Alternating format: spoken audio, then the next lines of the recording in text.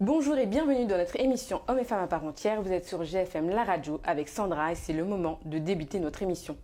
Vous vous demandez sûrement quel sera le thème de ce mois-ci, le thème du mois de mars. Si vous êtes allé sur notre page Facebook Hommes et femmes à part entière, vous avez dû apercevoir quelques indices.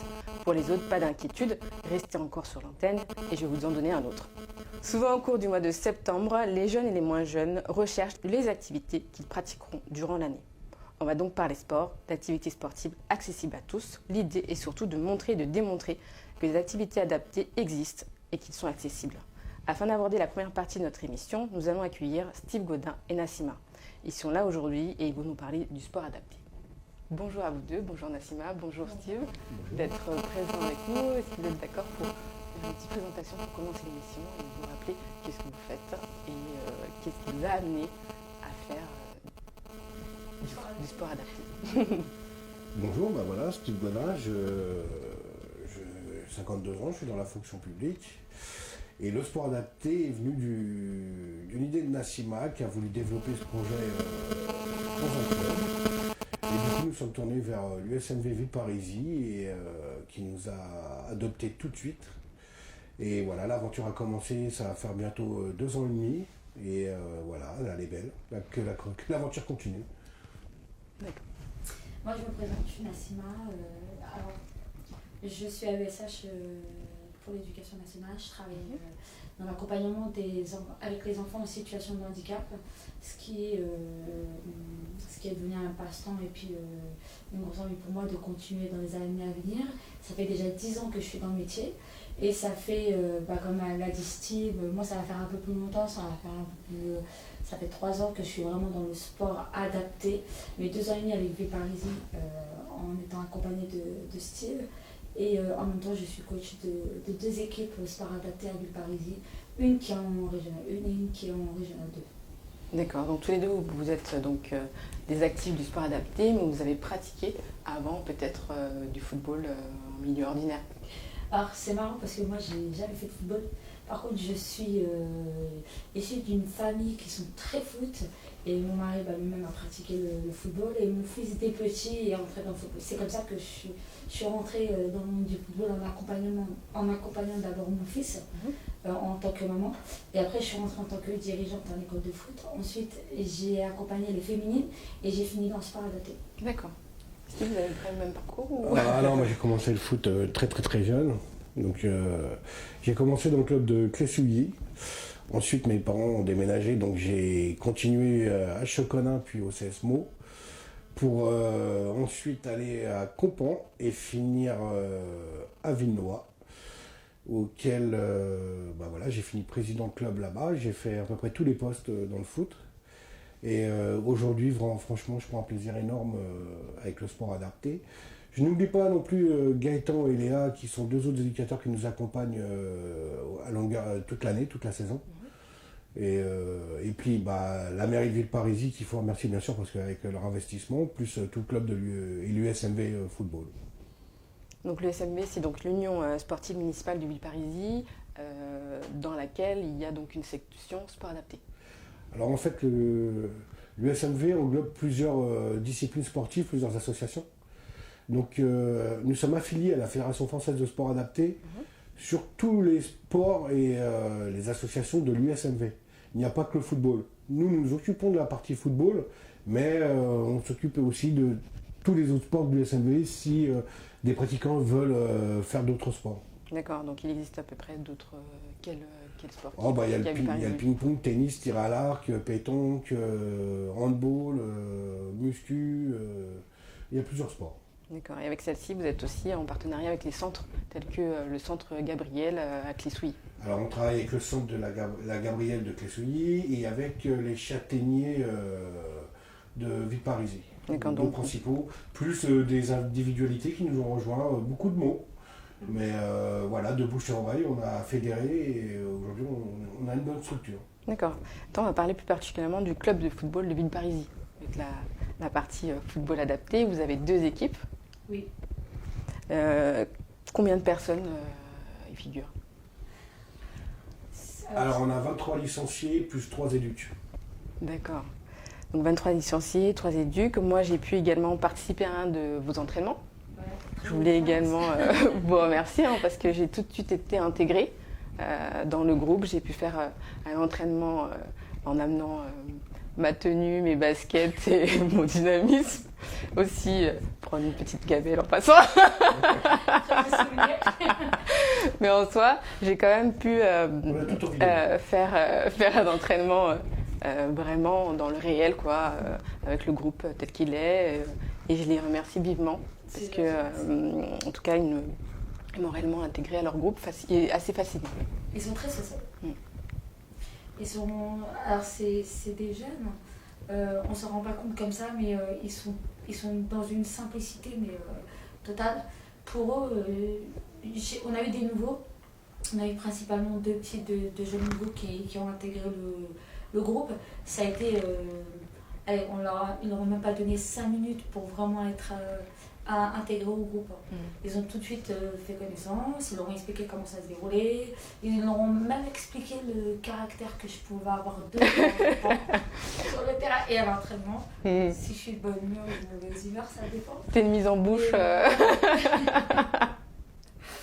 Mais voilà, et non, ils sont très très sociables et c'est génial de bosser avec eux. C'est génial. Et Steve, comment vous faites comment vous faites pour apporter votre personnalité dans la préparation des entraînements ou autres? Alors moi, je ne gère pas les entraînements du tout, je laisse les élites le faire. Je gère tout ce qui est administratif, subventions, etc.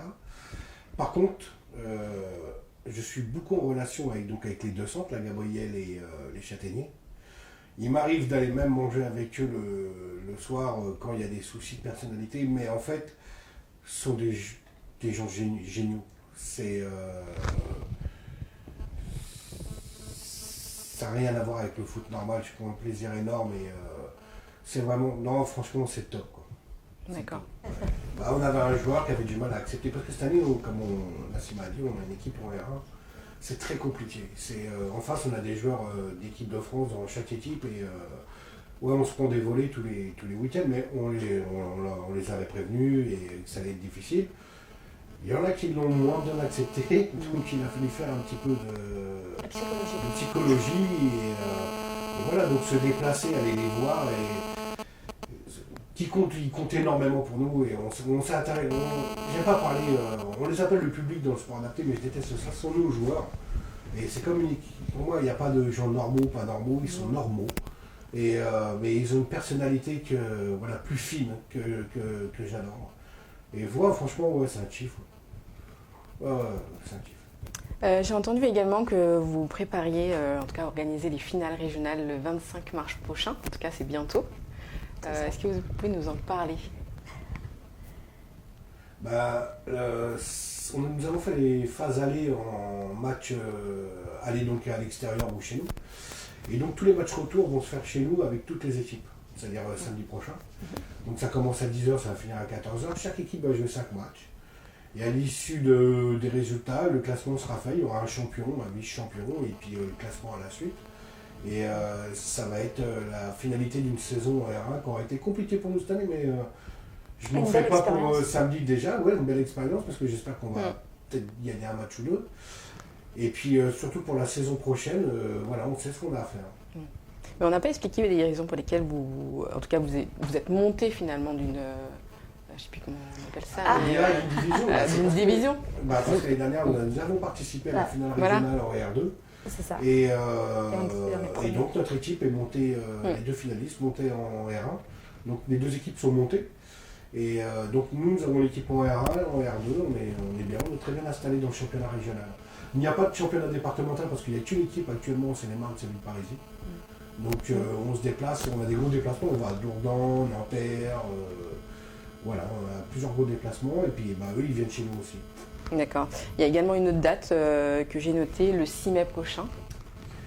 Alors le 6 mai, ça sera notre deuxième tournoi annuel sport adapté. Alors c'est un tournoi qu'on appelle inclusif parce que on reçoit nos équipes donc sport adapté avec qui on travaille ou d'autres structures parce que si elles ne sont pas à la FFSA. Et en inclusion cette année, on accueille des équipes féminines de U15 qui vont participer au tournoi. 16 équipes en tout. Durant l'année, il est possible également que vous formiez des jeunes à devenir arbitres. C'est ça. On a un petit jeune, on a Thiago qui lui souhaite et il est vachement investi dedans à vouloir être arbitre. Et je pense que il y a Steve qui a déjà commencé à faire le nécessaire et par rapport au district et par rapport, comme tout à l'heure, il parlait d'une personne, Fred, qui sera son référent, pourquoi pas là samedi et dans le futur pour que lui puisse être vraiment exaucer son rêve. Et on a 2 autres éducateurs, on a Redouane et Renato, qui eux ont déjà intégré, Redouane qui l'a intégré avant Renato, le club, pour être éducateur chez les jeunes en U8, U9. D'accord. Voilà. Et de pouvoir leur faire passer le diplôme CFF1 complet sur une année. Et donc ça serait notre plus grande réussite également, quoi. Donc on a à fond derrière eux et on les motive et on sera derrière eux jusqu'au bout, quoi. Quels sont les projets peut-être à court ou à moyen terme que vous voyez Gagner l'euro million. C'est un beau projet aussi. Avec Sparalaté, d'aller le plus loin possible et le plus longtemps possible avec lui. Tant que je peux marcher encore, ça va. Courir, peut-être pas dans je pourrais fouler. C'est plutôt moi qui va la recourir derrière, pas eux. C'est un projet qu'on a construit ensemble, plus on a un parrain de la section qui est Eric Caballero. Et on l'a fait en viabilité sur 3, 7, 13 ans. D'accord. Donc là, on va arriver bientôt à la fin des 3 ans. On est bien. Et ensuite, 7 ans, une fois qu'on aura passé le cap des 7 ans, on sera très très très bien. Puis après, ça vivra tout seul. C'est ça. Le reste du temps, quoi. Et aussi développer une catégorie plus jeune, parce qu'en fait, on a entre 16, à part ça commence 16 ans jusqu'à 50 ans pour nous, 51 ans, à peu près au niveau de l'âge de nos joueurs, avec une majorité de 30, 35, 30, ouais. Et chez les jeunes, on aimerait bien développer ce projet-là aussi, mais ça reste compliqué dans le département. Donc quand même moins de 16 ans. Ouais, parce que il faut reconnaître que les parents, avec leurs enfants, essayent au maximum de les laisser avec ce qu'on appelle le monde valide.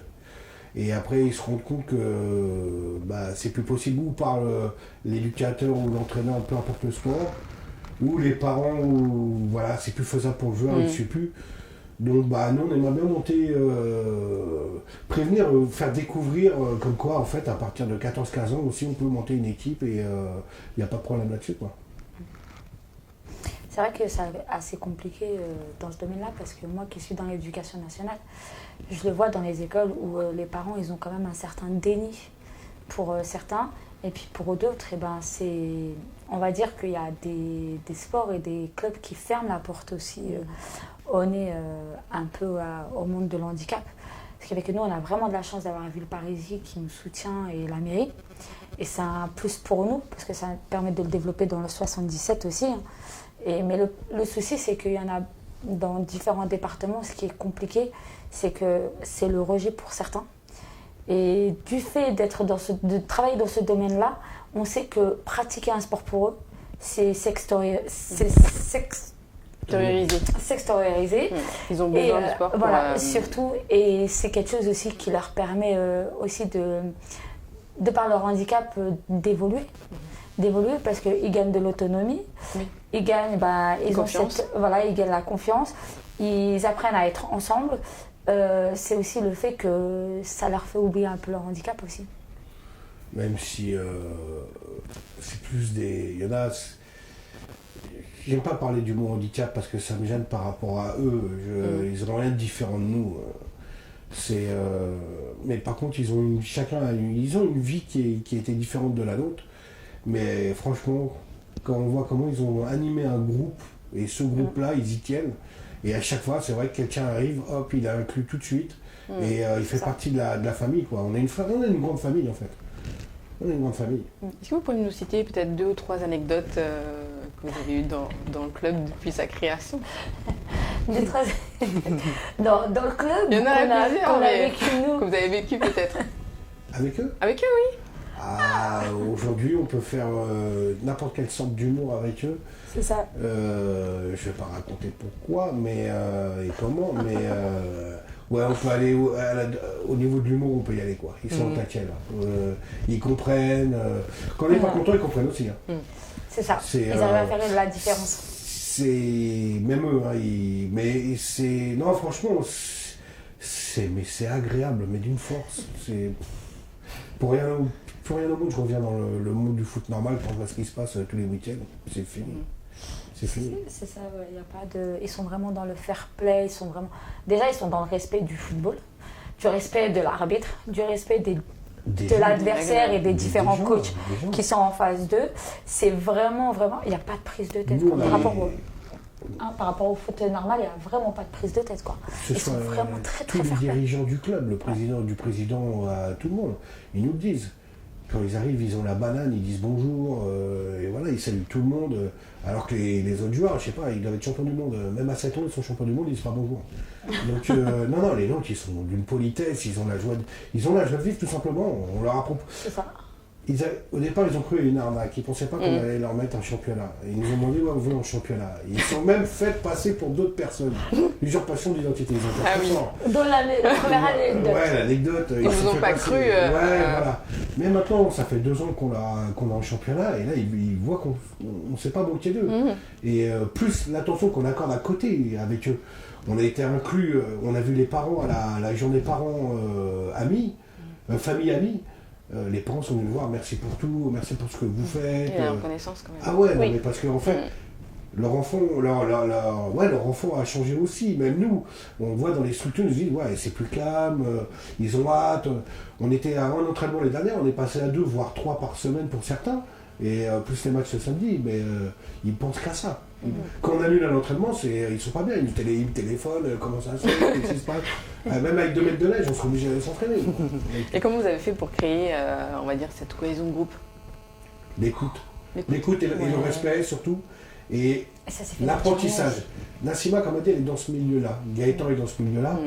Moi, il a fallu que j'apprenne. Avant de développer le projet, pendant 2 mois, j'ai potassé un petit peu tout, j'ai enquêté un peu partout. Et pour savoir si le projet 1 il était viable et connaître surtout. Les 2 éducs, Gaëtan et Nassima, ont passé 2 diplômes, la QSA 1 et la QSA 2, spécialisés dans le sport en milieu adapté. Et moi, à côté, je ne l'ai pas fait, mais j'ai suivi, j'ai des cours, j'ai regardé. Et l'apprentissage aussi avec les centres, que ce soit la Gabrielle ou les Châtaigniers. Et là, aujourd'hui, on est devenus amis avec les éducateurs de centre. On s'envoie des messages, on a des projets communs à faire ensemble. Et donc voilà. Et eux, ils nous rendent bien aussi. Hein. Eux, ils nous ont facilité la chose. Ah oui. Parce qu'en fait, on parle d'inclusion, c'est comme si c'est nous qui devions les inclure. Non, ils nous ont inclus. C'est eux qui nous ont inclus dans leur monde. Parce qu'il faut savoir que dans leur milieu de handicap, c'est soit ça passe pas avec eux. C'est le feeling finalement. Ouais, après, c'est comme dose d'humour, tu parlais tout à l'heure. Moi, il y en a, il ne se souvient jamais de mon prénom. Il m'appelle Jean-Yves à chaque fois. Mais il a donc à chaque fois qu'il me dit bonjour Jean-Yves, je lui fais salut, moi c'est Monique. Voilà, et après les autres ils font non, c'est Steve, et après ils savent. Mais tous les jours. C'est compliqué pour lui. C'est un handicap. Ouais, c'est pour le handicap. Mais c'est un régal, il y a rien. On se régale. Ouais, puis des fois aussi il y a besoin de les rassurer parce que ils ont besoin de comprendre, ou ils ont besoin de réaliser, ou comme il dit, des fois ils y croient pas vraiment. Et c'est ça aussi, c'est le fait qu'ils nous fassent confiance. Et surtout, nous, on n'aime pas qu'on se moque d'eux. C'est ça. Moi, je veux un respect aussi bien pour moi que pour eux. Donc, je ne tolérerai pas qu'on se moque d'eux parce que c'est très mal. Mais ça se passe bien au club, ça se passe super bien. Et ils ont bien intégré pour l'instant. Ouais. Non, on fait un bon boulot, que ce soit avec les ESAT, avec les AEDE, on est les éducs, tout se passe bien. Et on a créé une petite famille. Et la communication passe super bien. Donc, non, très bien. Et vous avez des projets en dehors de ça? Je sais pas, des sorties que vous faites quelquefois Alors, on va aller au Stade de France, éventuellement voir France-Pays-Bas, mais j'ai eu un message de ce matin. Malheureusement, c'est pas possible. Donc, du coup, j'ai un autre projet. Là, j'ai envoyé le mail ce matin, j'attends la réponse. C'est d'aller visiter le centre de formation d'Auxerre et d'assister à un match dans la foulée après la visite. Bah ça, je pense qu'ils vont adorer. Hein. Donc j'ai donné 3 dates, j'attends parce que voilà, j'ai une connaissance et j'attends le retour. D'accord. Et plus, pourquoi pas, 4 jours à Center Park courant juin, après la fin des championnats, donc on verra ça aussi en temps et en heure. On ne sait pas où on en est aujourd'hui avec notre gouvernement non plus, hein, parce que s'il faut y aller en vélo, c'est compliqué. Il reste à les jambes. Même, La marche. Il parle des thérapie, fou. C'est sur l'autoroute, ça va être dangereux. Mais en marquant, il n'y aura plus de bagnole. Mais non, les projets sont là, mais après, là, on est en ce moment, on ne peut pas faire de projet. Même nous, personnellement, partir en vacances, moi, je ne sais pas. Personne ne peut savoir à long terme. C'est ça. Là, on ne sait pas. Là. Non, je sais pas, il y a Dieu, il va parler demain à 13h, je crois. Mais on ne sait pas. Quels seraient peut-être les 2 avantages, ou si on peut dire, pas inconvénients, mais confrontation, à laquelle, quelquefois, vous aurez pu peut-être affronter en créant cette structure? Aucune. Aucun frein, quoi. Aucun frein. Pire, première réunion, on est en salle de réunion avec le service des sports, la mairie. Premier contact, on se connaît pas, on se serre la main. On connaît que le président du Paris parce que c'est quelqu'un de ma famille. Et Jean-Claude de Rosier, pour ne pas le citer, avec Patrick Columeau qui était présent, le vice-président, qui a appelé en direct, comment je vais dire, le président Fred de chez Skita, le président de Skita, qui nous a dit direct, je vous offre 4 jeux de maillot. Voilà, ça a commencé comme ça. Et on a eu tout ce qu'on nous voulions. Et on a eu aucun frein. On n'a aucun frein. Ni pour le transport, ni pour. On n'a aucun frein. On est vraiment. On a amené le projet et on nous sert sur un plateau d'or. Il n'y a pas d'argent, c'est d'or. Vous avez à chaque fois des contributions d'extérieur, quelquefois Ouais, on travaille beaucoup sur le. Comment je vais dire, le sponsoring. C'est ça. Et les subventions et les dossiers, c'est de la paperasse, c'est l'administratif, c'est ce qui fait le mieux. Et mais après, c'est vrai que ça nous a demandé un peu de boulot au début et puis on a dû bien s'imposer aussi. Parce que fallait quand même exposer le sujet, le monde de handicap. Oui, c'est ça le projet. Disons que pourquoi on s'entraîne à cette heure-là, pourquoi on a besoin d'un terrain, à la limite, il fallait qu'on joue en nocturne le soir, le dimanche soir à 23h pour gérer les personnes. Hein. Bon, après 2-3 petits spots. Le temps de se créer une place. Ouais, c'est ça. Voilà. Et puis aujourd'hui, ça passe crème.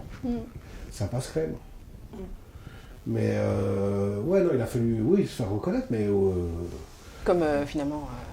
Partout. Peut-être partout pareil. Une autre personne aurait rencontré les mêmes problèmes. Mais moi, je vous présente des gens de notre équipe, vous ne sauriez pas qu'ils ont un handicap. C'est ça. Et ils seraient étonnés. D'ailleurs, pour ça, il y a Cyril. Cyril, un de nos joueurs. Alors, quand on me voit, tu te dis, Cyril, c'est un des joueurs avec qui j'aime me poser et discuter parce que c'est quelqu'un qui échange énormément, qui a beaucoup de choses à donner et autres. Il a de l'humour. Il a de l'humour, tout ça et tout. Mais après, comme j'ai voulu, on m'a dit, je savais qu'ils avaient été pathologiés, mais c'est bien aussi de savoir quand on travaille avec des enfants, des adultes ou personnes en situation de handicap, connaître leur handicap. Au fur et à mesure que j'ai rencontré les éducatrices de leur foyer et autres, j'ai appris leur handicap. C'est lui qui m'a le plus surpris dû à son handicap. Quand on voit Cyril, on ne se dit pas que c'est une personne qui a une schizophrénie, mais... Et qui a passé 7 niveau 3. 12 ans. Qui a passé 7 ou 12 ans dans la rue SDF.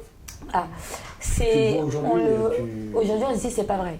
On se dit c'est pas possible. Et pourtant, les schizophrènes, je pense que même quelqu'un qui n'est pas schizophrène, qui fait schizophrène, on va se dire, ça se voit sur son visage qu'il a un peu... Lui, sa schizophrénie ne se voit pas du tout. D'accord. Mais en fait, pour en avoir discuté avec lui, je pense qu'ils l'ont diagnostiqué comme ça à l'arrache pour le sortir de la rue et pour l'aider. Je pense qu'il peut-être dû à des fois à des burn-out ou... Non, c'est dans la vie, c'est ce qu'on disait tout à l'heure. C'est la vie, en fait, c'est la vie au quotidien, tous les jours qu'il a eu avant, enfant, n'importe quoi. Il a fugué à 12-14 ans, il a mangé de la rue, il a été dans la rue, quoi. Il m'a expliqué, il était place des Victoires, moi je bossais là-bas à la mairie de Paris, il était SDF, place des Victoires, c'est là où j'étais presque tous les jours. Et aujourd'hui, de le voir où il en est, ce mec-là, c'est un géant. Je suis petit à côté de lui. Franchement, je suis petit, j'ai un confort familial, machin et tout. Lui, non, je me sens tout petit, bravo à lui. Mais à tous, hein, ils ont tous une histoire de vie. Ouais, comme c'est pareil, Damien il est dans une hyperactivité.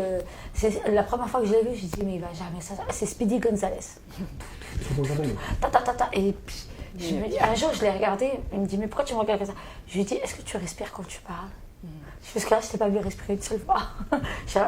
Il a enchaîné. Je me suis dit, j'ai trouvé pire que moi. Speedy Gonzalez. Pareil, on a Ridwan toujours en train de poser des questions. C'est ça. Monsieur question. Donc à chaque fois qu'il y a eu Steve, je fais, est-ce que c'est une question intelligente qui va nous servir à tous? Oui. Vas-y, pose ça. Mais toujours. Et ils ont besoin d'être rassurés. Pourquoi Ils ont besoin d'être rassurés. Mais si on n'avait pas ça, on s'ennuierait. T'as vu la séance d'entraînement que t'as faite? Oui, oui. C'est une séance comme pour une équipe normale. Ah, c'est ça. Oui, et puis j'ai mis du potentiel. Hein, Il y avait quelques... D'accord, il en manquait. Il manquait Brian, il manquait... Oui, c'est vrai. Hein. Il a manqué Brian, il a manqué aussi Cyril, Ouais. qui est aussi pas mal sur le terrain. Ouais, non, mais c'est une belle expérience. Voilà, ça dépend. Des fois, j'arrive à les suivre, des fois, j'arrive pas à les suivre. Mais me dire ne pas assister à un entraînement alors qu'ils sont là, c'est hyper... Alors, ça m'est arrivé d'être absente, mais dès qu'ils finissaient le soir, c'était sur le groupe. Alors les gars, comment ça s'est passé? Vous avez fait quoi? Qu'est-ce que vous avez prévu? Qu'est-ce que vous en avez conclu? C'est moi, en fin de compte, qui reviens vers eux pour avoir les réponses à mes questions quand je suis absente. Mais voilà, je pense que moi, personnellement, je ne pourrais pas vivre sans eux.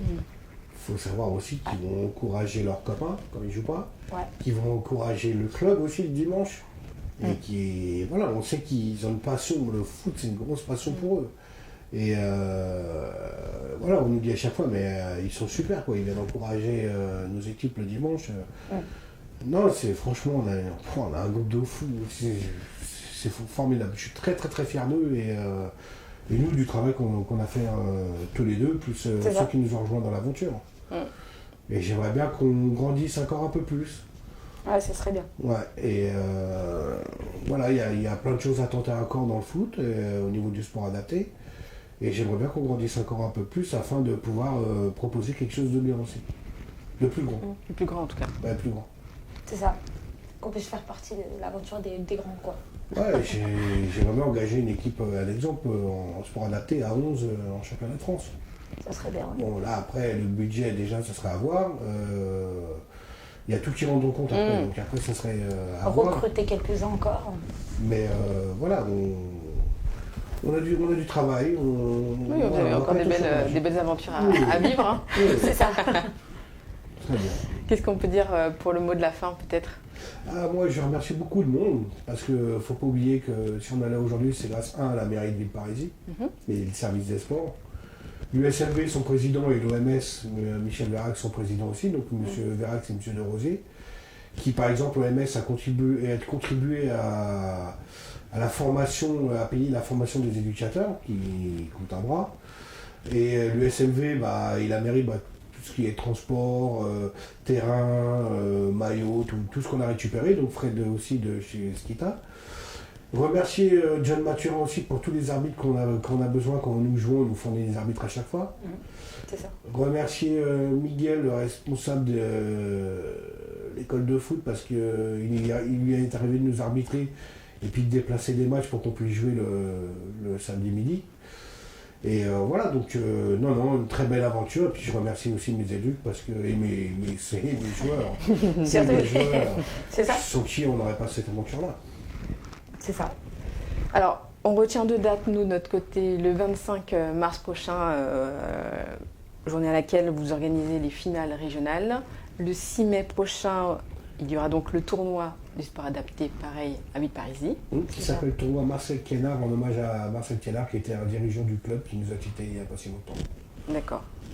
Et en plus, on invite toutes les personnes qui souhaitent s'inscrire ou souhaitent avoir des informations à aller rendre visite au club situé à Villeparisis pour avoir... Le mardi et le vendredi, de 17h à 18h, l'équipe de sport adapté est présente là-bas. D'accord. Voilà, ils peuvent venir voir, même assister s'ils veulent, faire partie de l'aventure. Et après, ce serait bien.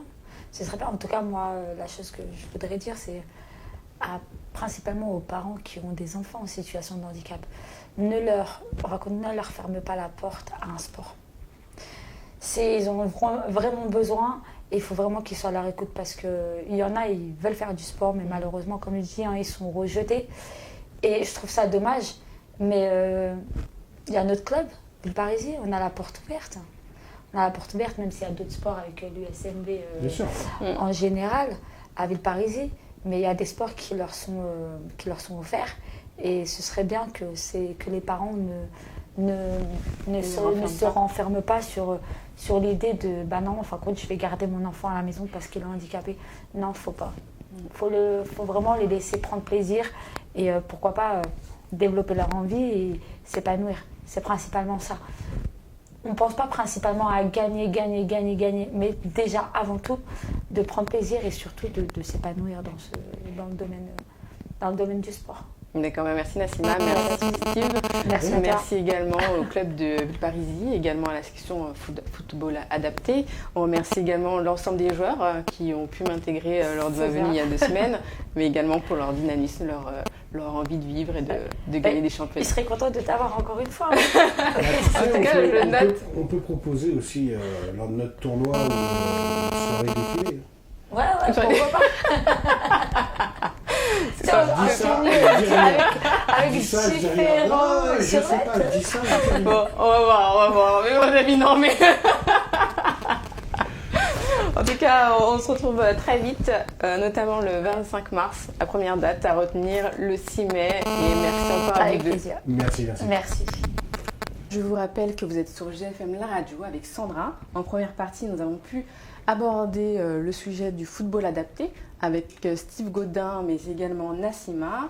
Et à présent, on a la chance d'avoir parmi nous Robert Blondeau, qui est président de l'association Handisport de Meaux et qui va être avec nous durant cette deuxième partie.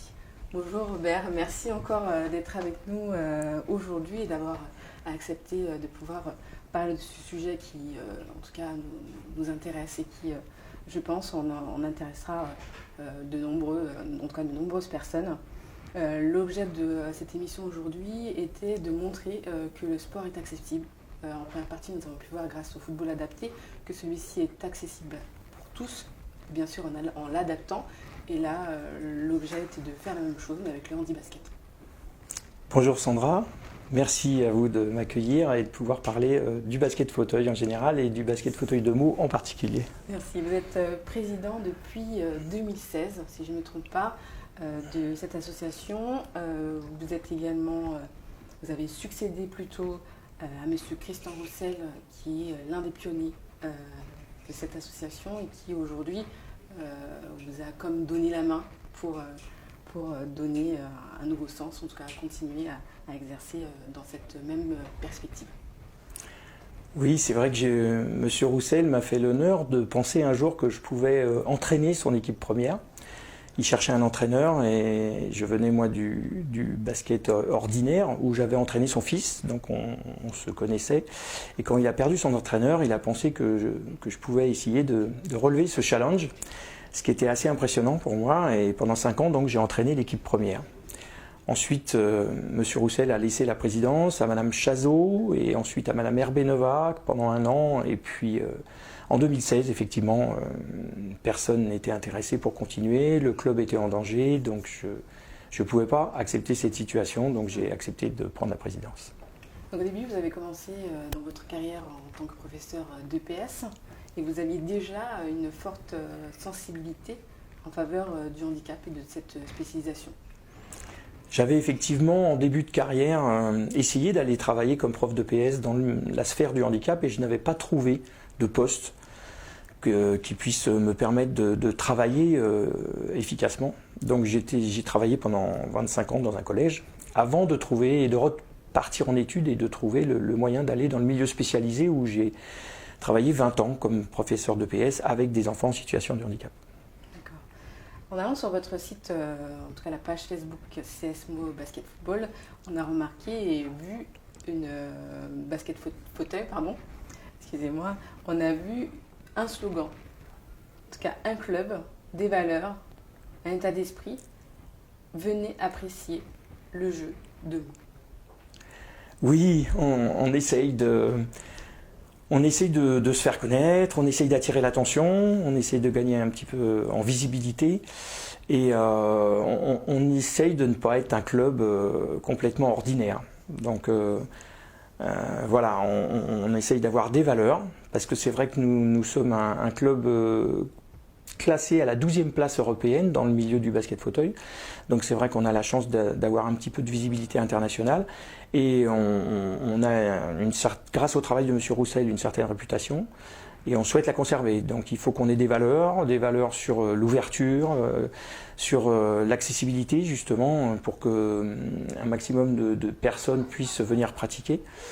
Et puis on essaye de durer, parce qu'en compétition, c'est parfois difficile d'arriver en haut de la pyramide, mais ce qui est surtout difficile, c'est de durer.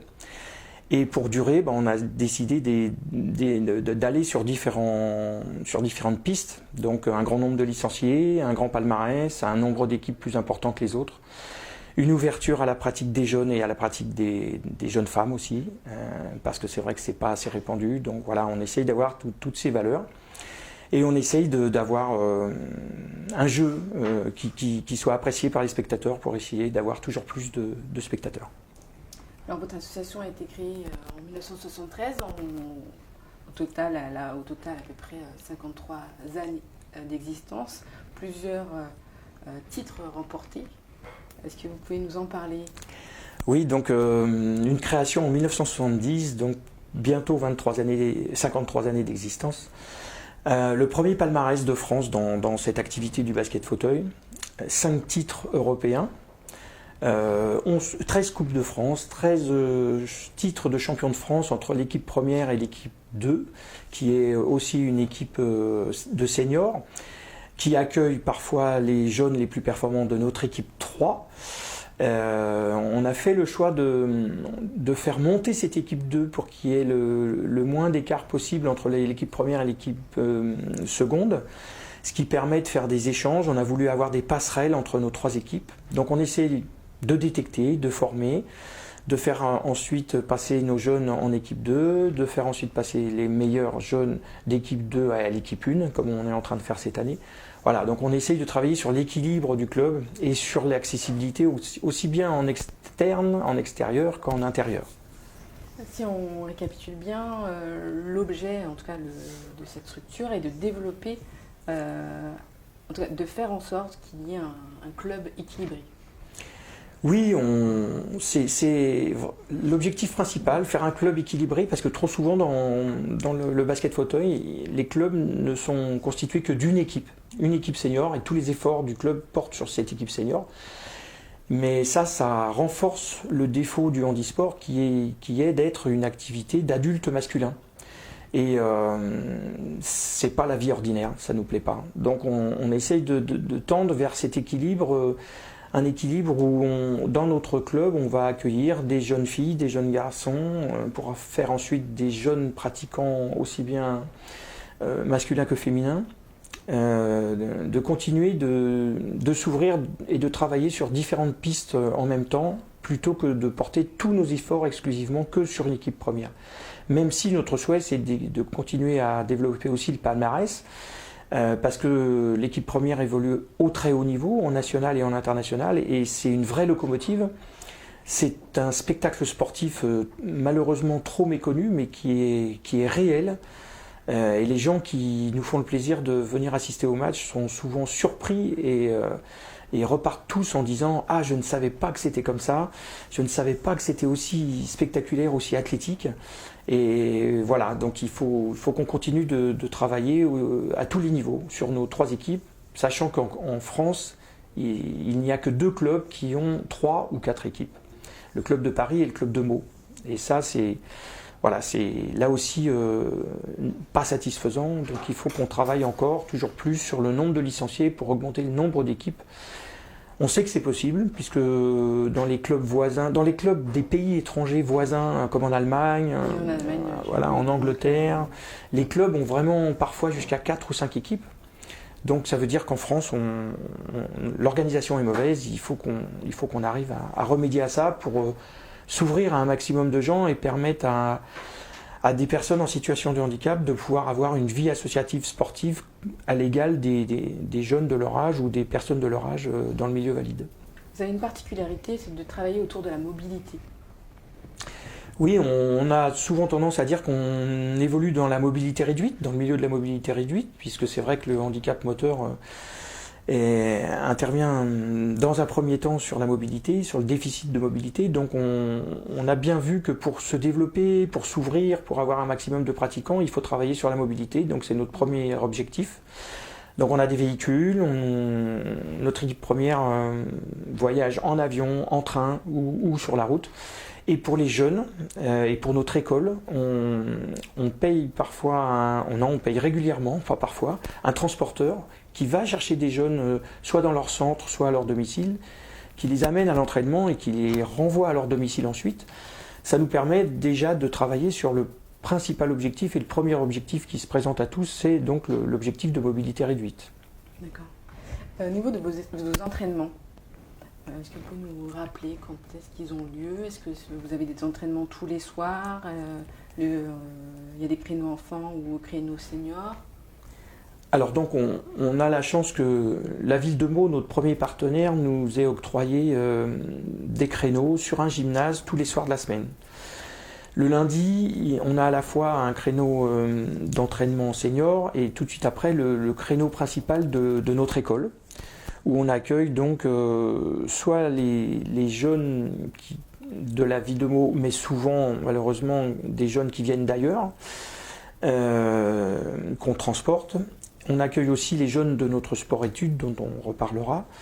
Le mardi, on a aussi un créneau le midi et le soir. Le mercredi, on a 2 créneaux le soir, des créneaux seniors à chaque fois. Le jeudi, c'est créneaux midi et soir de seniors. Et vendredi encore, 2 créneaux seniors pour l'équipe 1 et l'équipe 2. Donc voilà, il y a moyen de pratiquer tous les jours en fonction du niveau des pratiquants. D'accord. Vous avez également, pas vous personnellement, mais créé une section sportive scolaire avec l'éducation nationale.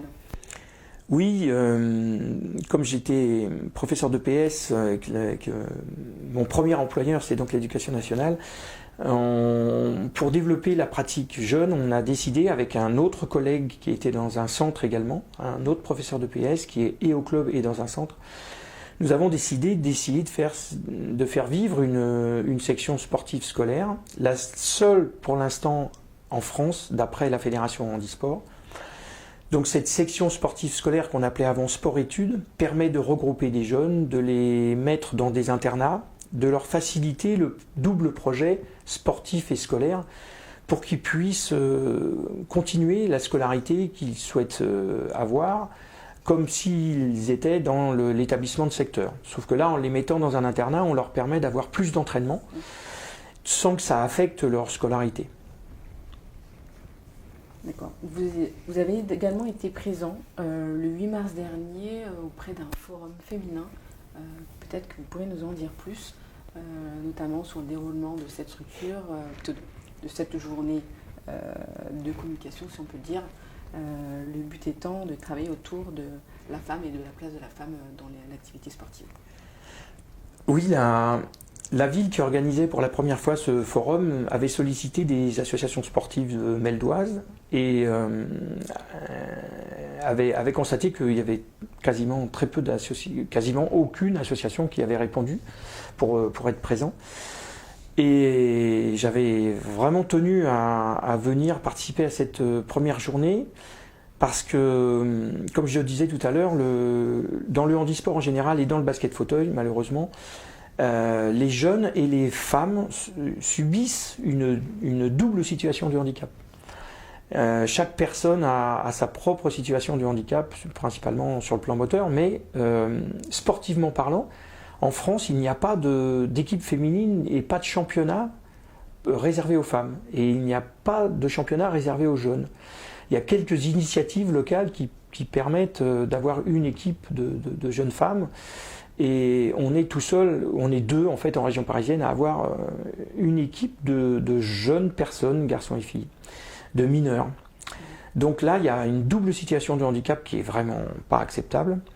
C'est pour ça qu'on a tenu à à être présent sur ce forum qui voulait mettre en avant la condition des femmes pour essayer d'améliorer sur tous les plans, que ce soit sur le plan du handicap, sur le plan de la vie en général, de la vie professionnelle, de la santé, du bien-être, de la vie associative. Donc on a pensé que c'était à la fois de notre devoir et naturellement c'était tout à fait normal d'être présent sur cette journée où on a pu croiser d'autres associations qui avaient aussi les mêmes valeurs que celles qu'on essaye d'avoir.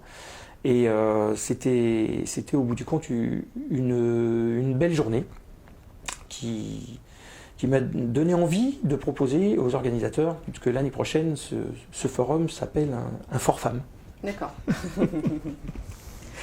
Quels sont vos projets pour les années futures ?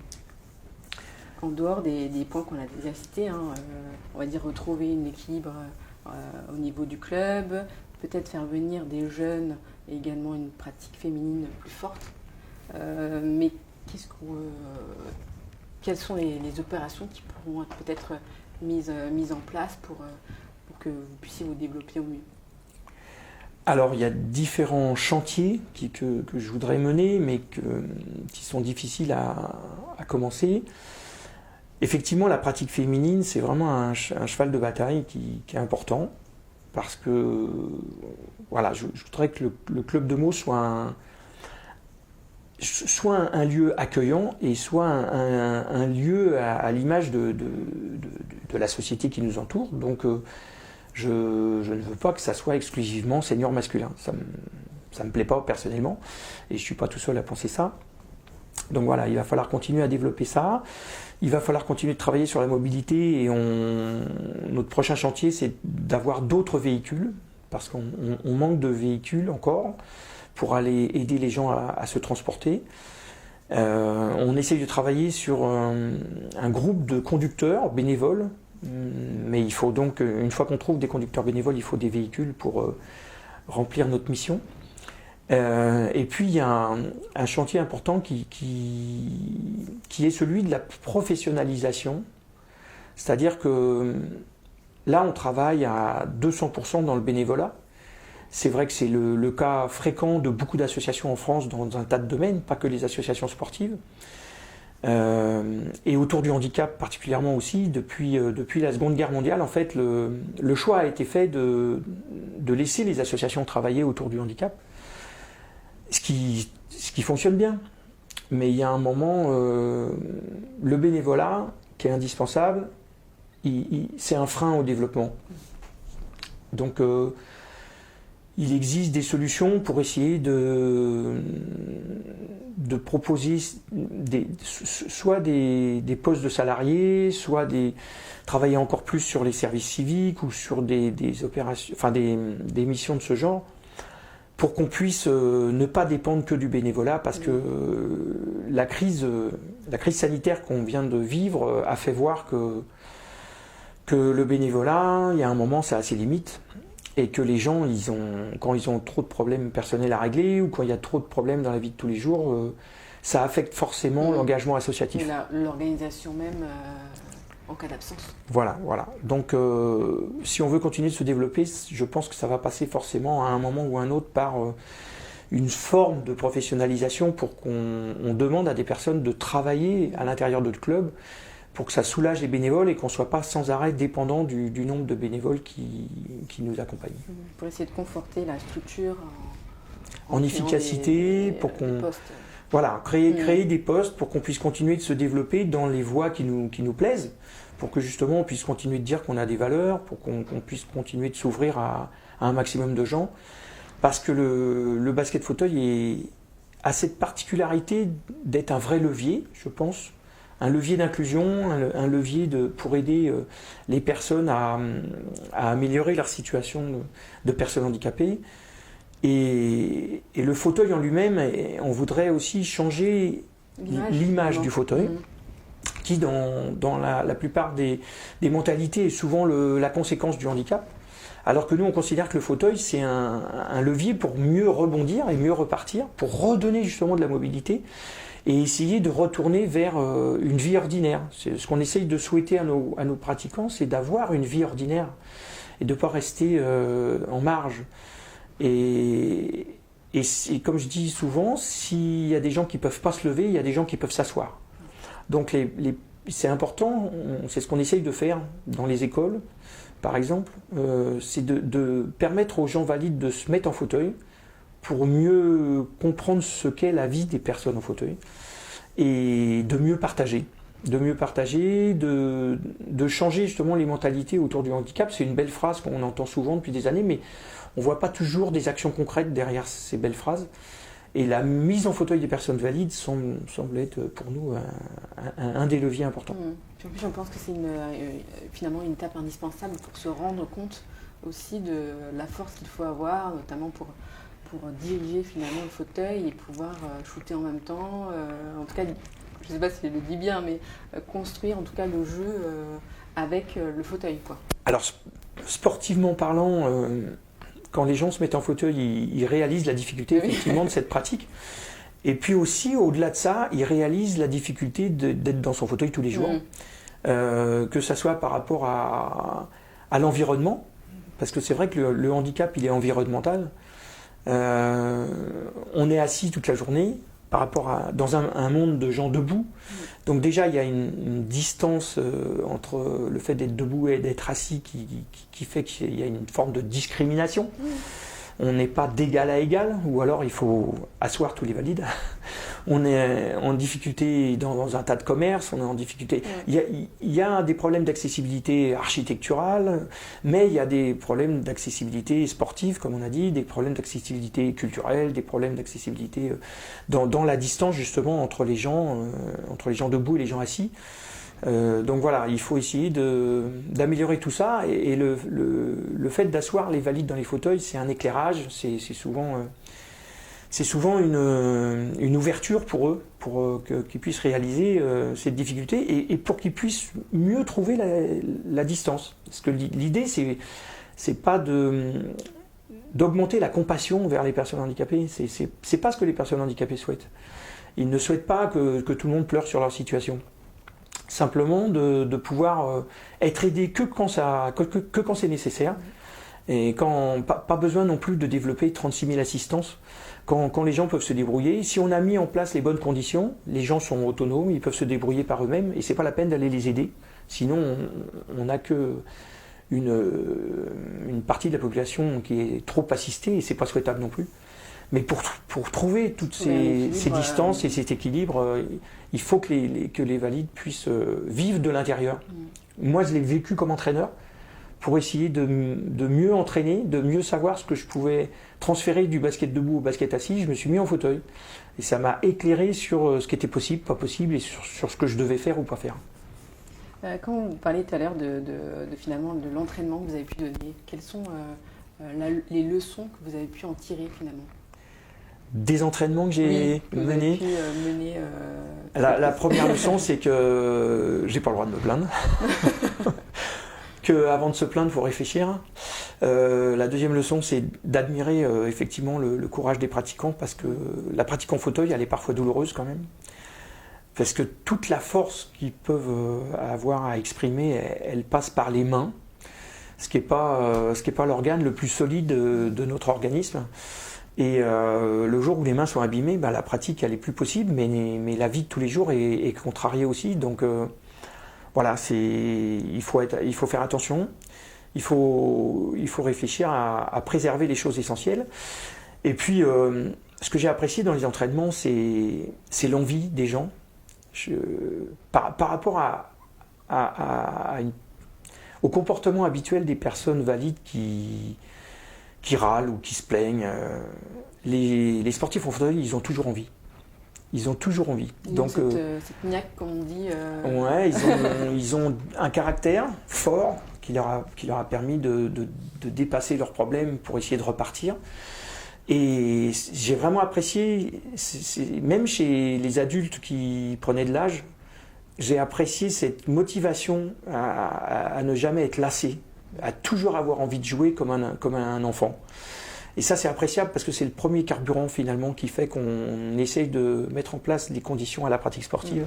C'est la motivation, l'envie de jouer, l'envie de pratiquer, et ça, on a l'impression que chez eux, c'est inépuisable.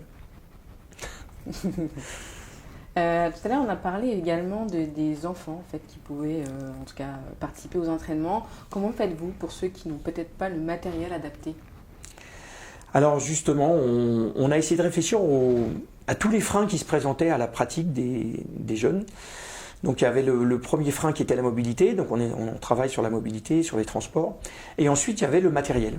Donc, à l'image des jeunes qui veulent s'inscrire dans un sport où il y a un gros besoin de matériel, nous, il y a l'évidence du besoin de fauteuil. Donc on ne voulait pas louper des jeunes à cause des problèmes matériels. Donc on a investi, on a essayé d'avoir un parc de fauteuils le plus important possible, avec des fauteuils d'occasion souvent, pour pouvoir offrir le fauteuil aux débutants, pour qu'ils puissent essayer, voir si justement c'est l'activité qui lui convient, mais ne jamais louper un jeune parce qu'il n'aurait pas de fauteuil. Problème de matériel. Voilà. Et en plus, il faut savoir que selon la pathologie des gens, le fauteuil n'est pas le même. Il y a une adaptation aussi dans le fauteuil, parce qu'on a tendance toujours à parler du fauteuil, mais en fait c'est des fauteuils. Il faut des fauteuils qui correspondent à chaque type de pathologie et à chaque gabarit. Et donc il nous faut beaucoup de fauteuils pour pouvoir accueillir un maximum de pratiquants. Est-ce que vous auriez une anecdote ou un fait marquant à nous raconter? Pour revenir au fait que je me suis mis en fauteuil, par exemple en tant qu'entraîneur, je me suis aperçu que dans la petite sphère du basket fauteuil français, ça avait fait le tour des clubs en fait. Les clubs ont su que à Meaux, il y avait à un moment un entraîneur qui s'était mis en fauteuil pour mieux entraîner. Alors que moi, ça m'avait semblé évident. Et j'ai vu que les gens avaient apprécié que j'accepte de quitter ma position debout pour m'asseoir et mieux vivre les choses de l'intérieur et mieux comprendre les choses du basket fauteuil. Et ça m'a plu que cette information elle puisse diffuser. Et du coup, j'ai invité d'autres entraîneurs à faire pareil. J'ai invité même des arbitres. Parce que les arbitres dans le basket fauteuil sont tous debout. D'accord. Et donc, dans des réunions ou dans des discussions, je me suis permis de leur dire, pour mieux arbitrer, comme nous, pour mieux entraîner, il va falloir que vous passiez par le fauteuil. Mais c'est vrai que quand on n'a pas c'est-à-dire la position qu'on a debout n'est pas du tout la même assise. Donc déjà de base, on ne voit pas la même chose, ou en tout cas l'aspect n'est pas pareil. Et en plus, la force, comme on évoquait tout à l'heure, la place de la main, une place finalement qui remplace les jambes pour nous, on va dire, ordinaires. Oui. Et même au niveau médical, chirurgical, j'ai discuté avec des kinés qui en fin de formation, avaient besoin de faire des mémoires. Et souvent, l'épaule est souvent choisie comme sujet de mémoire. Oui, c'est vrai. Et moi, je trouve que la main,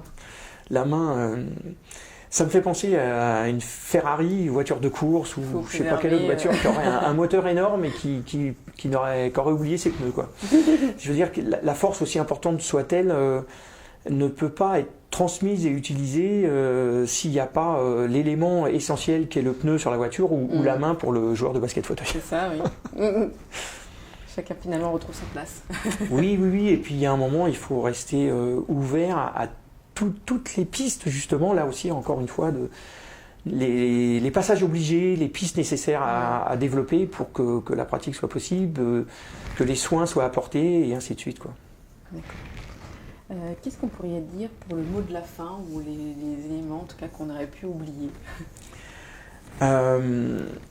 Alors, j'essaye toujours de faire voir que le basket en fauteuil, assis, est un basket à part entière, reste du basket. C'est difficile pour les basketteurs debout, quand ils voient le spectacle assis, au départ c'est difficile pour eux de penser que s'il n'y a pas de saut pour aller vers le cercle, pour aller se matcher de ça, forcément ça ne sera pas du basket. Et puis quand il y a un deuxième regard, après ils s'aperçoivent que oui, effectivement, on retrouve des actions de basket, on retrouve l'organisation du basket au moment du match, et que oui, le basket fauteuil est un basket à part entière, même s'il est entièrement à part parce qu'il est pratiqué en fauteuil. Mais je pense que le meilleur hommage qu'on pourrait rendre aux joueurs de basket fauteuil, c'est oui, de reconnaître qu'ils sont des vrais pratiquants de basket à part entière.